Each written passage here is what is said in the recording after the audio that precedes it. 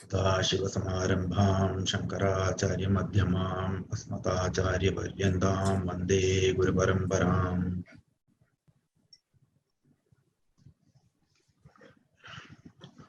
Namaskar to all the panelists and everyone watching this. It's a great honor to be present in this webcast program. Today we are dealing with the current situation of Sanatanis in Kerala, and why not follow temple rules, regulations in the first place? Who is playing with the Hindu sentiments? So it's not just sentiments; it's like Hindu values and Hindu life. And then Shabarimala is just an example, absolutely. So let's start with what is Sanatan, current situation of Sanatanis in Kerala. So Sanatan means no end. It is always ever relevant. So we are discussing how Hindus can be relevant, ever relevant, in this world. So today's topic is from a Sanatan perspective. So what all we have to do to stay relevant in Kerala. And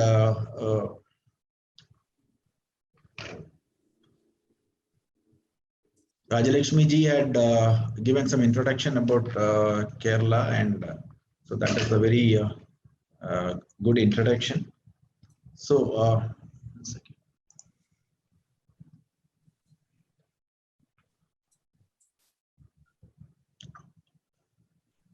so Kerala is Parashurama Kshetra. So any sankalp we do, we say Parashurama Kshetra when you are taking any sankalp in Kerala. And it also happens to be the Avatara Bhumi of Adi Shankara, Sri Narayana Guru, Chattambi Swamigal, Taikad Ayya Swamigal, Ayya Vaikunda Swamigal, Mahatma Ayyankali, Swami Chinmayanandji, and many. Swami Ranganathanandji. So such great avatars took birth in Kerala to spread Sanatana Dharma, to spread this Hindu Shastra, Hindu Sanskriti all over the world. And we are discussing about the plight of Hindus in Kerala. So Kerala at one point of time used to spread the knowledge, the Vedic knowledge across the globe. And let's look at what is the situation in Kerala right now.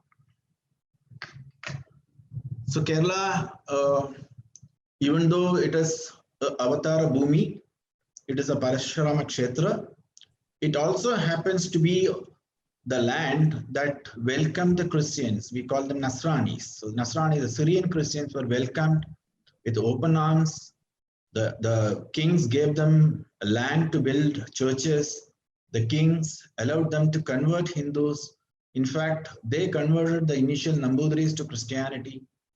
Kerala Hindus were the first to have welcomed the Muslims, the Arab traders, and then they were treated like son-in-law. So in Kerala, the Muslims are called Mappilas. Mappila means son-in-law. So they were treated like son-in-laws. In fact, their daughters were married off to the Muslim Arab traders, and that is how they were called Mappilas. We have the credit of having built the first church and the first mosque in Bharat. We also have the dubious distinction of facilitating the first baptism and the first conversion to Islam. So this also happens to be the first state to have elected a communist party to power. So that means we have encouraged all the three ideologies that are set to destroy the Sanatana Dharma, that is set to destroy Hindus from, or expel Hindus from Kerala. At least over the last 1 or 2 millenniums, if you observe, you can see the downslide. Rajalakshmi ji was asking, why it's happening. So according to our Shastras, anything that takes birth anything for which there is a Janma, it has to go through a complete cycle. So initially it is birth, it is Janma, and then it is Sthiti. It sustains, it grows, and then it slowly, comes down. So it deteriorates, and then it perishes. So that is the cycle of life. And for everything, for every cycle, for everything that has to go through the cyclical motion, there has to be something that is permanent.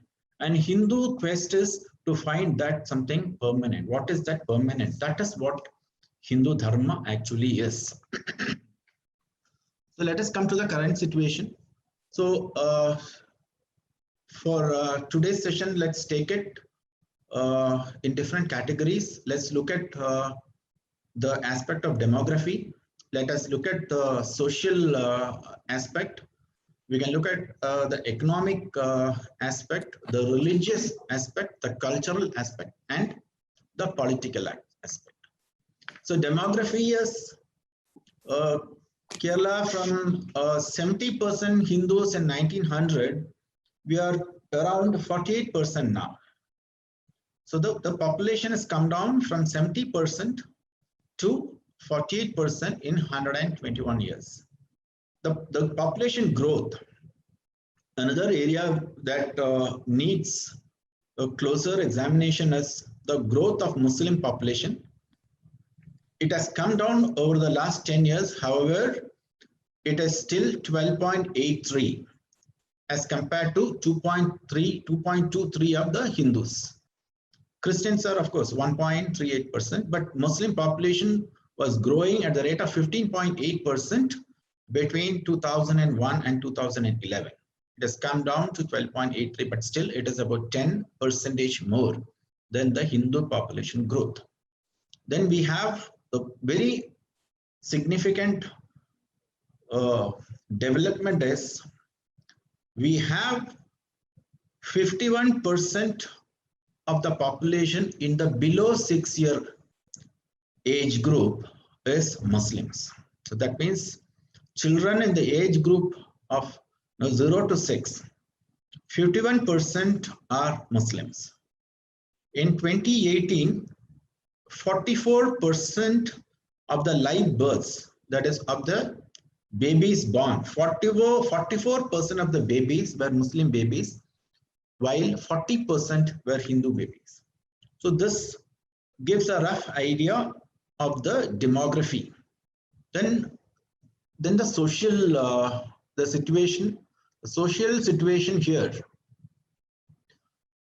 Hindus are not organized. They are not organized by nature, whereas the other religions are highly organized. And then we have the caste fault lines, which are really exploited at any given point of time. Any of the three, are seen to have exploited or seen to be exploiting these caste fault lines whenever they feel it is necessary. Whenever they feel the Hindus are uniting or Hindus are coming together, they they exploit these fault lines. And a majority of the Hindus, they experience a sense of helplessness. They think that, okay, nothing is going to happen, we are doomed. So they have actually resigned to their fate. Right. That is one major aspect that has to be tackled. It's a psychological issue. So this sense of helplessness is what is driving Hindus to communist ideology, because for survival, they need some political patronage, they need help for their education, for their home, for their sustenance, for everything. So incidentally, Communist Party happens to be the largest Hindu organization in Kerala. Maximum Hindus are with Communist Party. So even for their employment, finance, everything, they are dependent on the Communist Party. Then another major issue plaguing the Kerala Hindu society is rampant materialism and consumerism. You see, Kerala is the market for all the consumer goods. It is the biggest market for the two-wheelers. It's the biggest market for the four-wheelers. It is the biggest market for gold loans and home loans and education loans, of course. So Kerala is one society where there is maximum family breakups. So another major issue is the families are breaking up. Another issue is liquor addiction, drug addiction, as well as addiction towards gambling. So we have all the state lotteries being sold in Kerala. Recently, all of you would have read in papers. Last week there was a haul wherein 3,000 crores of synthetic drugs were seized from a Sri Lanka boat by the Coast Guard. So that was the second instance, probably in a month's time. So what it suggests is Kerala is turning out to be an international transit point for drugs. And recently, the secretary of the Marxist parties, his son was arrested for possession of drugs and sale of drugs. So it is being taken up at that level. The drug trade is getting political patronage, and the people behind this, the majority of the people behind this drug business are Muslims. You have maximum atrocities against women and children in Kerala, and maximum conversion and maximum recruits for ISIS are from Kerala. And for any jihadi terror activity anywhere in Bharat, there is a contribution from Kerala. Correct. And we have highest suicide rates in Bharat is in Kerala. And Hindus account for 92% of the suicides. So all this suggests a weakening of family structure as well as different social vices afflicting the Kerala Hindu society. On the other hand, you have a highly organized Christian community, highly organized Muslim community who are out to exploit this. Even the slightest weakness they can exploit, and there are so many weaknesses which are being exploited. Then let's come to the economic side of this. The Hindus were one of the biggest landlords in Kerala. Thanks to the land reforms brought in by the communists, the scenario has changed. So we have about 25% land with the Hindus, and 75% of the land holding is with the Muslims and Christians. The industrial sector, the Muslims and Christians account for 75%, whereas the Hindus 48% account for 25% of the industrial output. Agriculture, one major issue is the food security. Agricultural sector, Hindus have 25%, 48% Hindus have 25%. They contribute 25% of the food, whereas Christians account for 40% of the food production and Muslims 24%. Trade and commerce, Muslims are 40%, they're ahead. Christians are also ahead, they're 36%, while Hindus are 22%. Bank deposits, Muslims have 55% of the bank deposits are by the Muslims. Christians account for 35% of the bank deposits in Kerala banks, while Hindus account for only 10% of the bank deposits. And by the way, education happens to be the biggest economic activity in Kerala, because Kerala is 100% literate. It is one of the most literate states in Bharat, and education is one of the major economic activity. And Christians account for 55% of the education institutions, while Muslims hold 35%. Hindus and government together, they have 10% of the education institutions. There were 12,000 engineering seats and 300 medicine MBBS seats are taken by these two communities. Farmers, paramedical, about 60% are with the minorities. So in a nutshell, Hindus are completely dependent for their food, for their products, for trading, for their employment, and even for their education. So almost 70-80% of the Hindus, they are forced to study in Christian and Muslim education institutions, and with the breaking or weakening family system, there is no proper propagation of dharma or cultural values. So they are very open for deracination.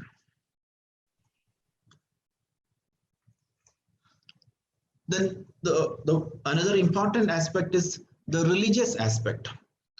So today's topic is one of the topics that we have selected as the temples.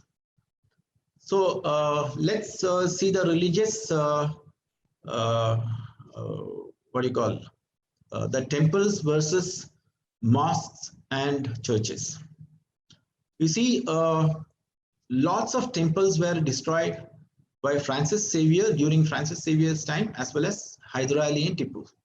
Thousands and thousands of temples were completely destroyed, looted, and lakhs of Hindus were forcibly converted, during these times. And most of the temples are still in ruins. At the same time, more temples are getting dilapidated because there is not enough money, there are not enough archaks and pujaris to do pujas in the temple, nor is there any administrative system for the proper conduct of temples and its rituals. On the other hand, you see a lot of churches and mosques mushrooming, and Pentecostal prayer houses, mushrooming like anything. And there is a huge increase in madrasas and Bible schools. Temple land, temple wealth, and control are not with Hindus. There are 5 Devasam boards that control almost 3,000 major temples. Temples where Hindus regularly go, where there is a good footfall of Hindu devotees, and there is good contribution by Hindus towards those temples. Only those temples have been taken over by the government. So the temples are managed, the major temples where Hindus regularly go are managed by politicians, atheists, and anti-Hindus who don't know how to manage temples. They don't know any Hindu Shastra. They don't know anything about our acharas. In fact, they simply loathe Hindu acharas. They're out to destroy Hindus and Hindu dharma. Such people are now administering temples. So Sabrimala is one example. Since we have Sabrimala as an example, Sabrimala was destroyed in 1950. The idols were broken, the temple was put on fire. And the communist chief minister said that it's a good thing because one more blind belief has been destroyed. And then in 1982 again, when Karnakaran was the chief minister, he facilitated Nilakil church. Nilakil is, it's a part of the Pungavanam. It is a sacred the hill area of Sabrimala. It is part of, because Sabrimala is, the entire Pungavanam is sacred. It's not just a temple. That is why people, take this breath when they climb the Mala, the hill. The entire shrine is sacred. So this Nilakil was a part of this sacred hill. Though the namesake Hindu Congress chief minister supported the Christians to build a church. So VHP RSS had to undertake a major agitation when thousands of Karyakartas that time also were put behind bars. And then eventually we succeeded in stalling the church being built. It's still not built, but the moves are afoot even now. And again in 2018, all of us know what happened. They wanted to destroy the Achara of Shabarimala, the sanctity, and they wanted to make it. They wanted to divide the Hindu society in between the male and female. They wanted to make it as a women's issue, women's rights issue. They wanted to make it as a discrimination against women. They tried to do it, but they couldn't succeed. But almost 50,000 Hindus, majority RSS, VHP, BJP Karyakartas, are still fighting the case. Probably just before this election, on 6th, we have the elections. Probably about 10-15 days back, the communist government announced that they are going to withdraw the cases, but the cases are still not withdrawn. And then there was this attempt to take over the richest Hindu temple in the world, that is Sri Padmanabha Swami Temple. It is in Thiruvananthapuram. Again, we had to fight the case in the Supreme Court, and then we had to settle for a truce, because it is not a victory for us, because the Supreme Court judgment says the central government can put in a representative. The state government also can keep a representative in the temple advisory and administrative committees. That means there is government interference. God only knows what happens when there is no BJP government either in the state or in the center, or when there is an anti-Hindu government in the center and state. There could be again a threat. And the latest is about a couple of days back. The government has given an instruction to all the officials of the Devasam board that no RSS VHP activity should be allowed anywhere in the temple premises. So no dharmic activity by Hindu organizations can be allowed. So probably only secular people who claim that they are secular, only those people can conduct programs in a religious place. So this is a temple. So a temple has to conduct only secular programs. Again, you have Bible study classes and madrasa education being supported by the government. Whereas Hindu scriptures or Hindu values are banned not only in public schools, even in private Hindu schools. And there is a, whereas the Christian society and the Muslim society, the children are compelled to attend their respective religious classes. There is no such arrangement within the Hindu society. So that means their religious identity is that much less. Another aspect is the number of people working for the religion. There is a rough estimate is there should be about 50,000 Catholic missionaries working in Kerala alone. They have exported about 1.35 to 1.5 lakh missionaries to go and convert in other states in Bharat. Similarly, there are a few lakhs of tablighs working full time to spread Islam by hook and crook. Whereas Hindu missionaries, you see, dharmic gurus, RSS, VHP, all these Hindu organizations put together would be less than 1,000. So we are hopelessly outnumbered. So this answers a very valid question: why, in spite of being this sanskar being Sanatan, why is it facing so much of challenges? It's just because lakhs and lakhs of people are out to propagate adharma, whereas Hindus are not ready to propagate dharma. In this context, we have to see what our past, our heritage was. All these Mahatmas, all the avatars who took, Janma, birth in Kerala, they took the avatara, the avatara was there only to spread this Sanatana values all over the world. The values, values of humanity, they set out to spread the values of humanity across the world. There are about 28,000 madrasas and about 1.75 lakh madrasa teachers.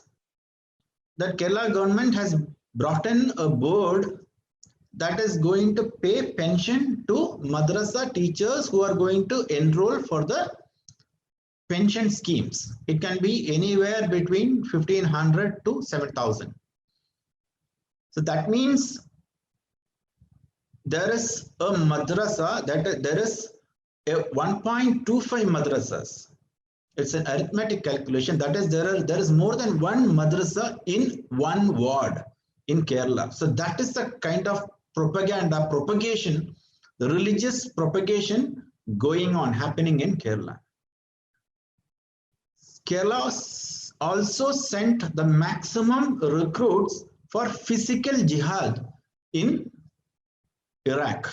It sent to Iraq. Over 3,000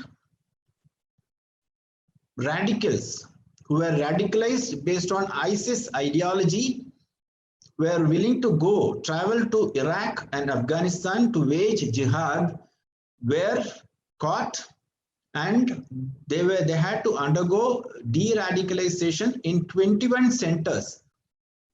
That is the state exchequer, the state government bore the cost. That is, Hindus also had to bear the cost of de-radicalizing Muslims. Let us come to the cultural aspect.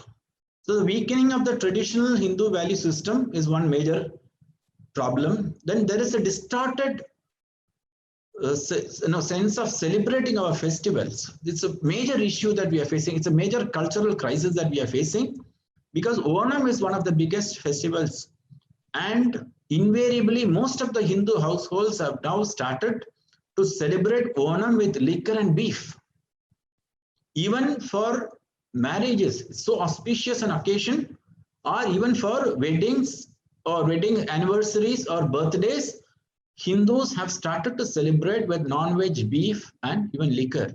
In fact, there is a slang in Kerala. When somebody comes with liquor, we usually say Onam Vannu. Onam Vannu means Onam has come. So Onam is liquor has become a name for Onam.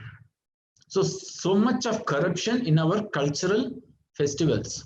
So beef festivals are being organized by state government and political parties. And ironically, it was inaugurated in Guruvayur, in a school and college run under the Guruvayur temple. So ironic that Krishna, it is actually a baby Krishna, child Krishna. Guruvayurappan is a child Krishna. Child Krishna was big. He was a cowherd. He spent his entire life or entire time with the cows, and a education institution under that temple is inaugurating a beef festival. And most of the movies, ads, TVs, entertainment shows, reality shows, everything, even the news channels, they go out of the way to denigrate Hindu culture, Hindu acharyas, Hindu sannyasis, but eulogize the Islamic and Christian practices. So in school cultural festivals, they have introduced Mapula Patak compulsorily. So there is a Christian and Muslim, that is compulsory. So to win the prizes, Hindu kids rehearse, practice Muslim songs, Muslim cultural practices. And there is a lack of cultural heritage, our sense of history, that has resulted in a very apologetic minded, deracinated Hindu population. This population is sitting duck for the Christian Islam communist ideology. That is the tragedy that is there in Kerala.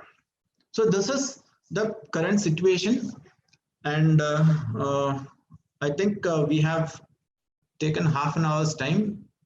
So there is a solution part.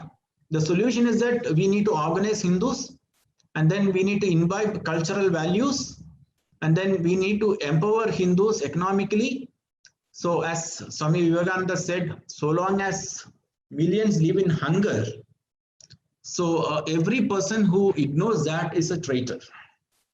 So that is the present state of Hindu society.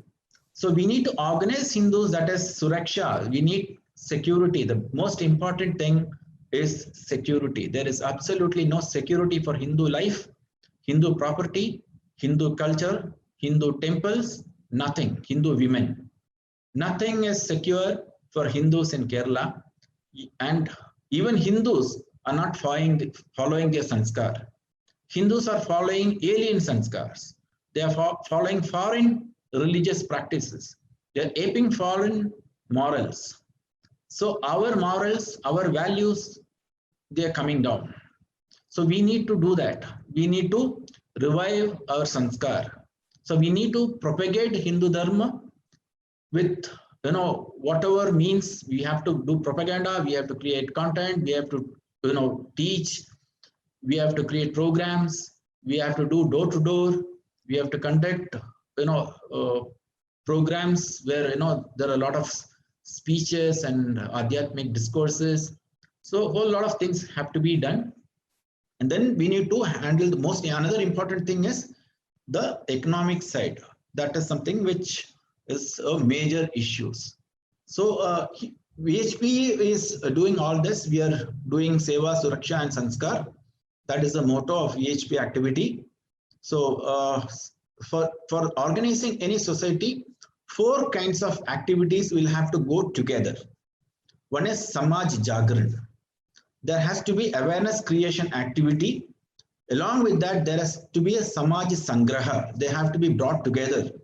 You see, the Christian and Islamic communities have an inbuilt system where the communities, they congregate every week at a particular time at a particular place for a goal. They have a goal. The goal of Christian is kingdom of God. That is, the entire world is converted to Christianity. And the goal of the Muslims for that Friday Jummah prayers is Darul Islam. The entire world is converted to Islam. So these 2 communities congregate for a specific goal at a specific place at a specific time. Whereas Hindus don't have this arrangement. So we need to have programs that can bring Hindus together regularly, so that all this they develop a bonding, they become a social group. Then there has to be a sanskar, Samaj Samskaran. So we have to imbibe our culture, our heritage, our Hindu values, our shastras, everything will have to be imbibed. And then Niyog. So Hindus will have to take up responsibility. Fewer Hindus are coming forward to take up the responsibility to revive Hindu Dharma, Hindu society in Kerala. That is the major issue, is the lack of people working on the ground. So these are some of the major points that I thought I should touch upon. So I think we will move on to the Q&A, so that there are more points could be covered. Ji